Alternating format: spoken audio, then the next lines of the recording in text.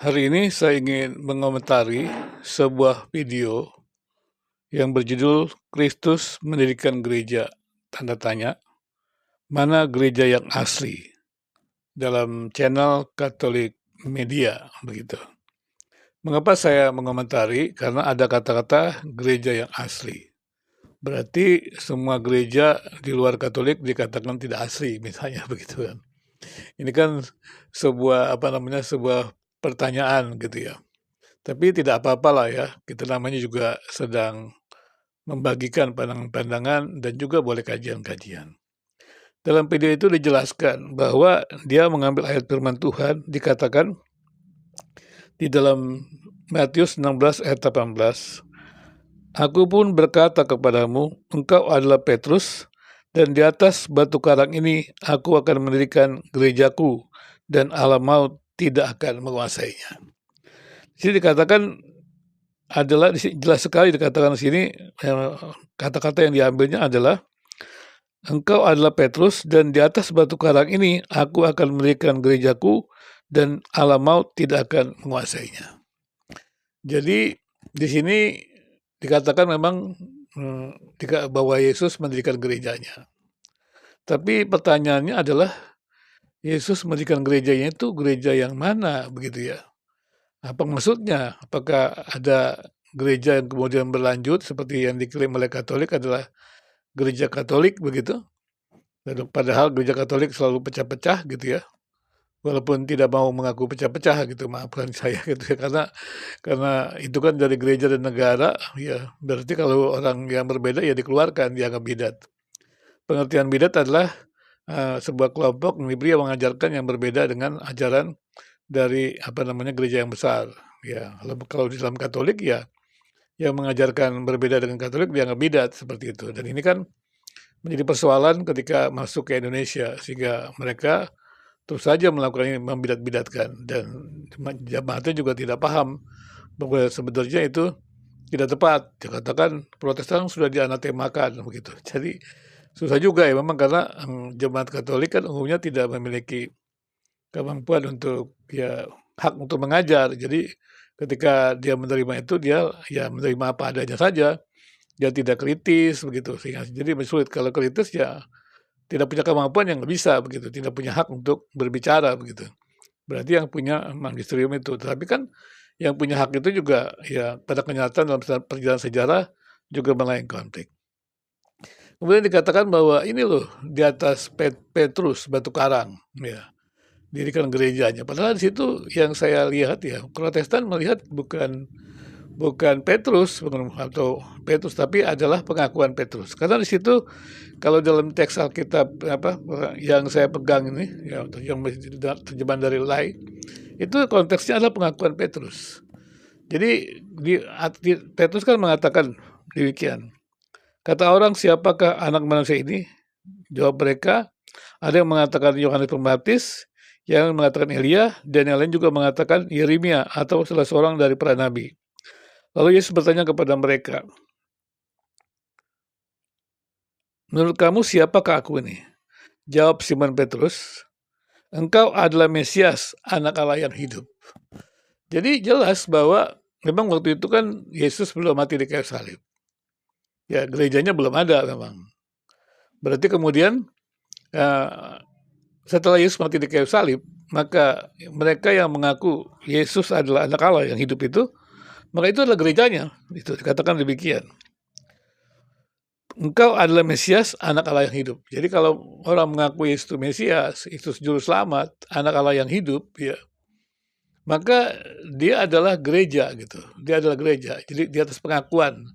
Jadi sebenarnya yang dimaksud oleh orang-orang teman-teman Protestan adalah pengakuan Petrus ini, bukan Petrusnya, kemudian menurunkan organisasi gitu.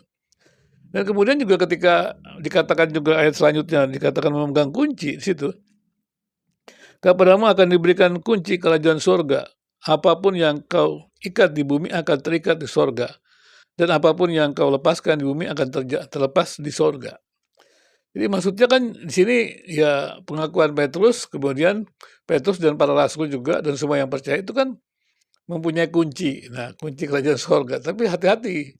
Masuk surga itu kan yang pegang kunci bukan kita gitu. Maksudnya apa kalau gitu, kunci di sini? Nah kalau, Protestan menafsirkan bahwa kunci ini kan adalah pada waktu dikatakan di sini orang yang mati itu kan dia ke alam maut, ke Hades ya, berarti kan dia semacam terpenjara. Orang-orang yang tidak percaya itu, yang percaya itu, ya dia akan terpenjara ya, terpenjara di Hades itu kan seperti itu. Nah kemudian, nah kalau dia percaya gitu ya, dia percaya dia, apa namanya, dia tidak akan masuk ke Hades itu, tempat yang mengunci itu. Dan waktu Yesus jika jika Yesus dikatakan juga mati dan bangkit kembali, kan Yesus juga turun ke dunia orang mati. Maksudnya adalah ke Hades itu. Berarti dilepaskanlah orang-orang yang terikat ya, seperti itu. Nah, seperti yang terikat tentunya kan karena kematian Kristus itu kan bukan hanya untuk orang yang masa kini atau masa depan, tetapi juga masa lalu. Jadi Kristus itu mati menebus dosa manusia untuk orang yang pernah ada di bumi ini, orang yang percaya, orang yang ada di bumi ini. Seperti itu. Jadi mereka yang apa? Yang juga percaya kepada Kristus ya, kepada Tuhan, dalam arti kata simbol-simbol Kristus kan juga dinyatakan dalam perjanjian lama, dan kemudian ketika Kristus sudah mengalahkan maut ya, maka penjara Hades itu dia bisa buka ya, kemudian namanya orang-orang yang terpenjara itu bisa dikeluarkan. Mungkin ya, dalam tafsiran Protestan demikian, sehingga akhirnya maka orang-orang yang percaya seperti Petrus dan para rasul itu mempunyai kunci itu. Mempunyai kunci itu artinya kalau orang yang mengakui Yesus adalah Mesias, Tuhan, Juru Selamat manusia, maka dia tidak perlu masuk ya ke Hades, masuk ke penjara itu, karena dia apa namanya sudah dibebaskan ya dari namanya penjara itu, dan dia juga langsung kembali kepada Tuhan begitu, tidak di dalam penjara karena Kristus mati di kayu salib dan sudah mengalahkan maut, tidak lagi bisa memenjarakan manusia setelah kematian. Mungkin menurut saya lebih tepat gitu ya, sehingga kita selalu katakan pulang ke rumah Bapa begitu ya, sehingga tidak lagi terpenjara seperti itu. Orang yang mati itu adalah dikatakan juga seperti itu, pulang ke Bapa ya, hidup apa namanya, kematian itu tetap tidak terpisah dari Tuhan, seperti baik mati maupun hidup tidak terpisah dari Tuhan. Jadi semua orang yang percaya mengakui Mesias itu adalah gereja. Dan gereja ini bukan dalam arti kata institusi sebenarnya, walaupun dia bisa saja menjadi institusi. Kenapa demikian? Karena pada awalnya kelompok-kelompok Kristen itu adalah komunitas misional. Jadi dia bukan institusi yang kuat, komunitas misional yang apa namanya, yang yang berada ya di dalam misi yang sama, yaitu memberitakan Kristus. Dan situ memang organisasinya masih belum sebuah organisasi yang bagus. Dan kemudian ketika tahun 311 diadakanlah Konstantinus, dan kemudian juga umat Kristen juga mendapatkan perlindungan dengan adanya undang-undang toleransi gitu. Dan selanjutnya kemudian menjadi kuat, ya kemudian menjadi institusi yang kuat, menjadi gereja Katolik yang gitu. Maksudnya bukan berarti semuanya itu harus seperti itu gitu. Nah gereja itu pada waktu itu mendapatkan institusi yang kuat. Kenapa Protestan tidak menerima bahwa Katolik itu gereja yang universal gitu? Katolik adalah denominasi, ya nggak bisa gitu. Yang menentukan gereja yang benar itu ya bukan klaim Katolik, bukan klaim kita, tapi yang menentukan gereja yang benar itu adalah Tuhan sendiri sebenarnya. Karena kan yang mendirikan gereja adalah Tuhan, yang mengklaim-klaim gereja adalah manusia. Klaim manusia itu kan ya mesti ada konfirmasinya, dan berani-berani mengklaim dia gereja yang benar, ya berbahaya sekali. Kita harus rendah hati sebenarnya, supaya kita bisa mendapatkan anugerah keselamatan dari Tuhan. Jadi kalau sampai kita merasa memiliki keselamatan, kunci surga, nah itu repot begitu. Padahal yang dimaksud adalah pengakuan bahwa Yesus adalah Mesias dan Juru Selamat. Itulah orang dibebaskan gitu, di atas pengakuan itu. Gereja juga berdiri di atas pengakuan orang-orang yang percaya itu, jadi baptis, dan dia menjadi gereja, terhisap ke dalam sebuah gereja kepada umat Allah, itu gereja itu. Dan ketika gereja menjadi sebuah organisasi, apalagi kemudian juga dekat dengan negara, maka akhirnya kemudian ya menjadi gereja negara, dan kemudian gereja menjadi begitu berkuasa. Ya memang negara dengan legitimasi gereja itu kan atau agama itu kan menjadi otoritarianisme. Saya selalu ingatkan itu kepada Perdana Patris Alegro, saya pernah ingatkan. Kalau Anda menginginkan gereja global itu berbahaya, itu adalah otoritarianisme dan itu ya menurut saya sangat keras gitu dan sangat berbahaya sekali untuk Katolik. Dan maka itu ketika Kesatuan Gereja Protestan melihat keputusan Vatikan II itu, ya mereka berpikir kalau Kesatuan Gereja itu berarti semua orang masuk ke Katolik, model apa, gereja model apa tuh yang akan terjadi? Dan itu menurut menurut Protestan itu sangat mengerikan gitu. Mengapa saya mengerikan? Karena waktu peristiwa Martin Luther saja sudah terjadi banyak persoalan, itu kan terjadi. Jadi, Protestan pasti akan mengalami masalah dengan hal itu. Misalnya pada waktu peristiwa tadi saya katakan peristiwa Martin Luther. Kalau Katolik kan menganggap itu ada kesalahan individu. Jadi kesalahan-kesalahan dalam gereja Katolik disebutnya itu kesalahan individu. Nah, kemudian mereka memperbaiki organisasi gerejanya, institusi gerejanya. Nah, Protestan berbeda, bukan hanya individu tetapi juga institusinya. Jadi bagi Protestan bahwa institusi yang Katolik itu bermasalah gitu. Bermasalah kenapa? Akhirnya terjadi yaitu pada zamannya Luther itu yang disebutnya kegelapan gereja gitu. Walaupun Katolik tidak setuju dengan kegelapan gereja, tapi bagi Protestan ya itu abad kegelapan gereja gitu. Belum Eropa gimana pada waktu itu kan gereja yang mempengaruhi, berarti kegelapan gereja. Artinya memang gereja itu kan kalau bagi umat Protestan ya tidak sempurna. Kalau bagi Katolik kan dia seperti berbahaya kepada pemberhalaan. Jadi sempurna itu. Padahal ya kehadiran Kristus di dalam gerejanya itu bukan kehadiran Kristus seperti inkarnasi. Nah, ini berbeda di situ. Dan Protestan tidak melihat itu. Kalau Protestan ya kehadiran Kristus dalam gerejanya kehadiran Kristus yang di dalam manusia yang berdosa yang terus-menerus diperbaiki, bukan kehadiran Kristus di dalam inkarnasi. Kalau itu terus inkarnasi. Dan memang kemudian terdapat perbedaan juga secara khusus dalam perjamuan kudus yang dimana kalau Katolik kan mengatakan itu kan bahwa pada waktu mereka ikut perjamuan kudus dosa diampuni gitu.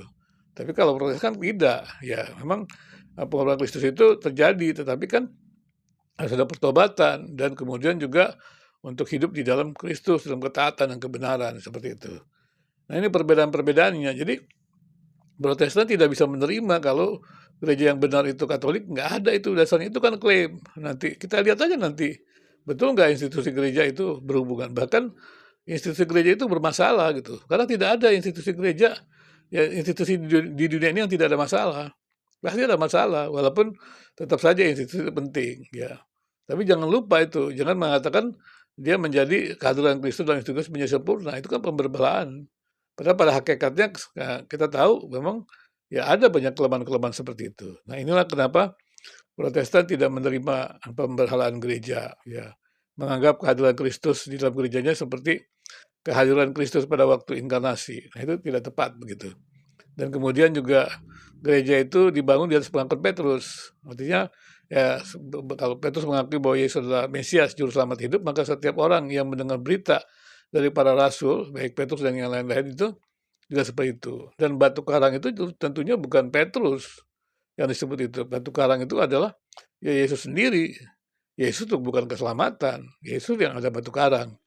Jadi kalau Katolik menganggap Yesus itu batu karang, ya gereja Katolik itu batu karang, ya tentunya Protestan tidak terima. Apalagi memberhalakan dari apa namanya, dari gereja, jelas-jelas yang tidak masuk akal lah gitu ya. Ya buktinya bagaimana? Ya, nanti kalau kita bicara tentang korespondensinya, bagaimana itu gereja Katolik sudah mendirikan? Itu kan hanya klaim, itu hanya tafsiran yang dipaksakan, ya, dipaksakan. Jadi pada waktu saya lihat video itu ya memang dia menafsir ayat-ayat itu dengan apa nama, dengan kacamata dogma Katolik begitu. Ya seperti itu. Jadi ya dicarilah ayat-ayat untuk itu gitu. Tapi kan dia nggak mencoba membandingkan segala macam. Tapi itu kan dia sedang mengajar umat ya. Tapi karena ini adalah sifatnya publik ya, wajar saya juga meresponi. Jadi jangan bilang, kok kenapa membahas Katolik? Ini kan di publik, Anda bicaranya di publik. Ya boleh dong begitu. Apalagi kemudian membidat-bidatkan Protestan. Ya boleh, ini kan publik, supaya publik jangan sampai salah gitu kan. Dan apalagi kalau sampai ini terjebak marketing agama gitu. Saya juga nggak tahu ya, apa yang menjadi jualan agama itu kan jadi persoalan. Saya coba akan membahas nanti hal-hal yang demikian. Terima kasih.